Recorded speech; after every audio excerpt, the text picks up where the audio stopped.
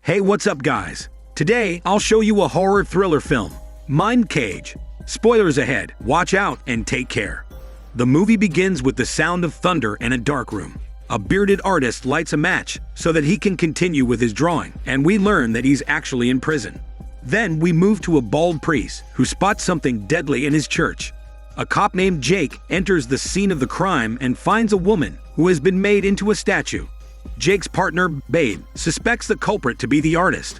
However, their boss, Frenchie, flexes his French beard and says that the artist is still in prison. Later at night, we learn that Babe's dad is in critical condition at the hospital, but she doesn't want to see him or even talk about it with her husband. The next day, the cops learn that there have been other victims like the statue woman. However, since the artist is in prison, these seem to be copycat crimes. Babe doesn't know about the other victims, so Frenchie explains that 5 years ago, the artist had abducted and murdered 6 women who were all night ladies. His methods would involve poisoning and preserving his victims with a ricin extracted from castor beans. After this, he would decorate the corpses and put them on display all over the city, just like the statue lady we saw earlier. Meanwhile, the copycat killer finds another victim. The next day, Jake takes his pills and goes with Babe to see the new victim at the train station. Frenchie tells Jake and Babe that he's considering asking the artist for help with catching the copycat killer. Babe thinks that she should go and talk to the artist because of her background in psychology. Frenchie agrees with her, but Jake punches the table to establish dominance and walks away. Now, Jake and Babe go to visit the artist, but Jake says he will not sit with Babe for the questioning because he doesn't have a good history with the artist. That's when we learn that the artist actually took a 7th victim, who was Jake's partner for 15 years. Jake had crashed his car while chasing after the artist, and his partner got out to confront him. However, he strangely doused himself with gasoline and set himself on fire. Now, Babe enters the mental facility and learns that the artist is scheduled for execution. She finally meets the artist, whose beard is much bigger than Frenchie's. Babe mentions the copycat killer and asks for his help, but he wants his death sentence to be commuted to a life sentence. This is difficult for Babe to promise, so the artist asks for a photo of the latest victim. Babe explains that the formula used to preserve the victims matches the one used by the artist. Since this formula was never revealed to the public, the copycat killer might be someone the artist confided in. The artist asks Babe to leave the folder with him so that he can study it, but also asks for his original art supplies, which have been locked up ever since he was arrested. This is non-negotiable, and the execution date is approaching soon, so Babe needs to act fast. Before she leaves, the artist mentions the archangel, Samiel, but Babe doesn't understand fairy tales. She then tells Jake that the artist has a man on the inside because he knew she was coming to see him. Jake gets upset when he learns about the artist's demands, so he drives to a coffee shop for some caffeine relief. While he's gone, Babe checks out his dashboard and finds a holy book. However, she gets a jump scare from an unholy man and tells him to get lost. Then, we see the artist looking at all the art supplies, which have been successfully brought to his cell. He later notices something in his art, so he asks for a phone call with Babe. Jake and Babe visit the coroner's office to inspect the latest victim, and we learn that she had a demonic tattoo on her body, which is common among the women in a nearby brothel. This confirms the victim to be a night lady, just like the artist's choice of targets. Later, Babe gets a call from the artist, who says that his advice is exclusively for her and no one else. He tells Babe to check the victim's wings, because they are important for her journey to the afterlife. Babe acts fast and inspects the wings, only to find a nail polish brush hidden inside them. It's a discontinued shade, which Babe used during college, so she becomes suspicious. At the cop station, Babe asks Frenchie to consider the artist's commutation request, but Jake gets angry and walks away. Babe decides to conduct some research on Jake and comes across some interview files. We are then taken to a flashback, which shows us how Jake threatened to shoot the artist after arresting him. This is because the artist had mentioned how Jake's partner finally saw the light and became it. The next day, a fisherman finds another victim, so Babe and Jake rush to the scene. The newest victim also happens to be a night lady, so the cops worry that things are getting out of hand. Upon inspecting the body, Babe finds a compass needle, which belongs to Jake's partner's compass.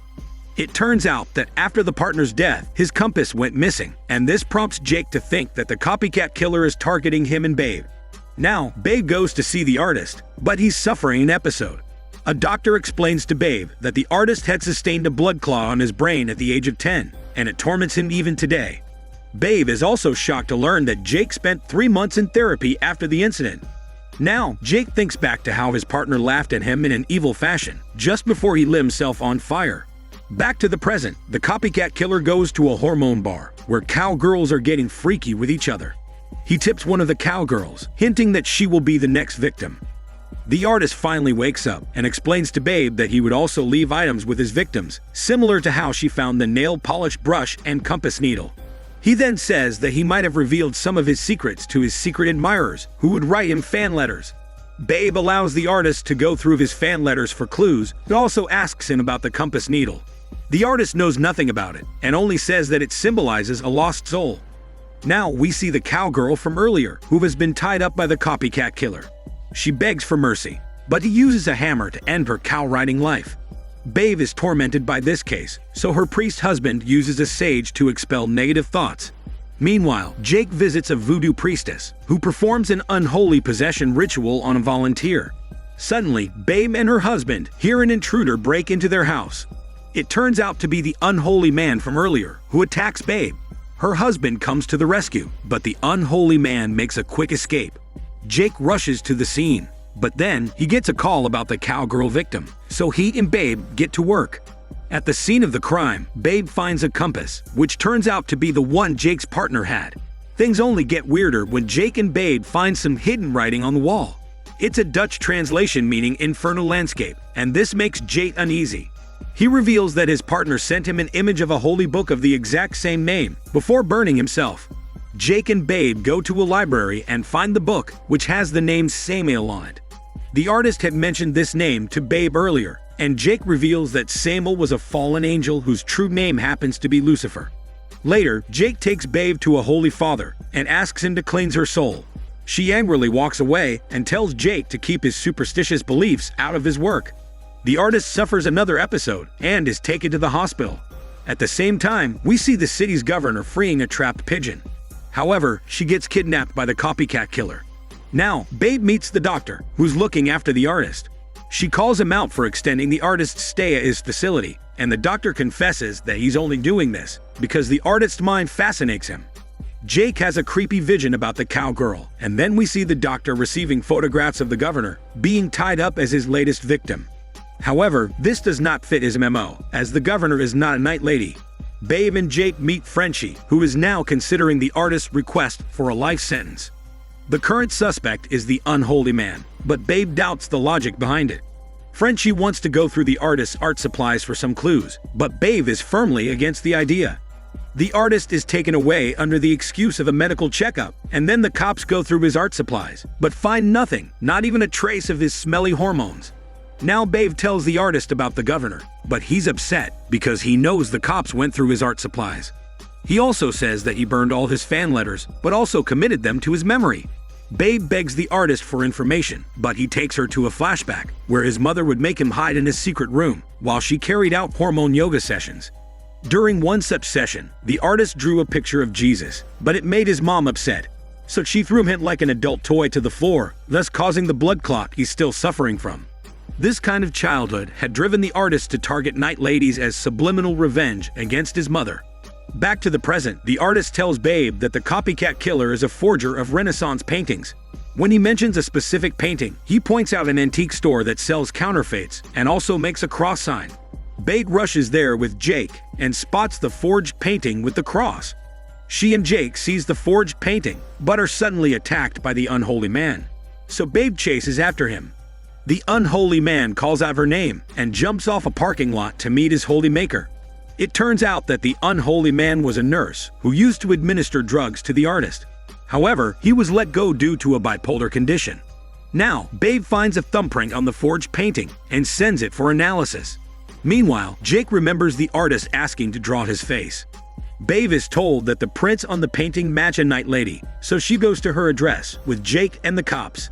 They find a skeleton statue there, so Babe figures this is the artist's home, and the skeleton is none other than his mother, whom he used as an experiment for his poison formula. The lab results come back, but the unholy man is not a match. Babe loses her patience and confronts the artist for sending her on a wild goose chase. However, the artist says that he can give her the exact address of the copycat killer once he's done sculpting her face. Then he tells Babe that she has childhood scars, but couldn't heal them because she refused God. Babe refuses to believe this and explains how her father would burn his hand in front of her to show what hell does to flesh. The artist seems to know a lot about Babe, as he also points out that she married her priest husband only because of her daddy issues. Babe loses her temper and demands the address, so the artist gives it to her, and the other cops head there. The artist also gives Babe the sculpture he made of her, and then she catches a ride with Jake. Babe suspects something odd about her recent chat, so she looks within her own sculpture and finds the right address. It turns out that the first address given by the artist was just a decoy, so Babe and Jake head to the correct spot. They enter a creepy house, but find a wall filled with pictures of Babe and her life. Jake calls for backup, while Babe calls her husband over a hunch, but it goes straight to voicemail. Babe hears the governor crying for help, so she locates her. The copycat killer is also there, so Babe shoots at him. But then, we witness a twist that's bigger than the Eiffel Tower.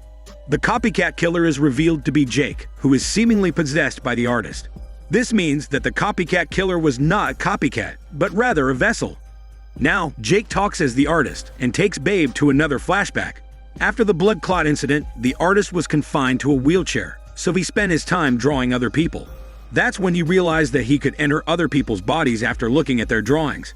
Basically, whenever the artist had his episodes, he was possessing someone else whose face he had drawn.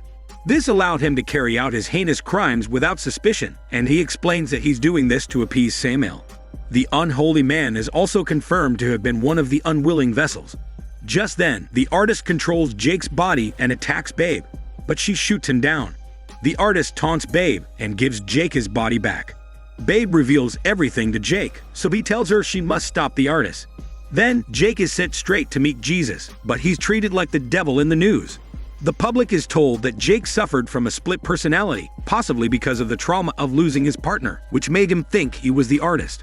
Frenchie doesn't believe that Jake can be a killer, but Babe knows nobody will believe her story. Later, Babe attends her father's funeral with her husband, but spots the doctor, so she goes to meet him. The doctor is currently possessed by the artist, so he tells Babe that he's coming for her next, as he never intended to kill the governor. He states that he only did this to change his death sentence to a life sentence, but Babe reveals that she's pulled a fast one on him. It turns out, during their earlier interactions, Babe had noticed that the artist liked to chew on his pencils. She then used the disguise of a fan letter and sent him pencils laced with the same poison he used for killing his victims. The artist used these pencils to draw the doctor's face, and since he chewed on them, the poison kicks in soon enough. The artist eventually collapses and goes to meet Samuel in hell, after which Babe plans a hormone trip with her husband. The movie ends with the doctor waking up from his trance and wondering if he's been teleported to a hangover movie. This is Daniel CC Movie Channel. Stay safe and enjoy your day.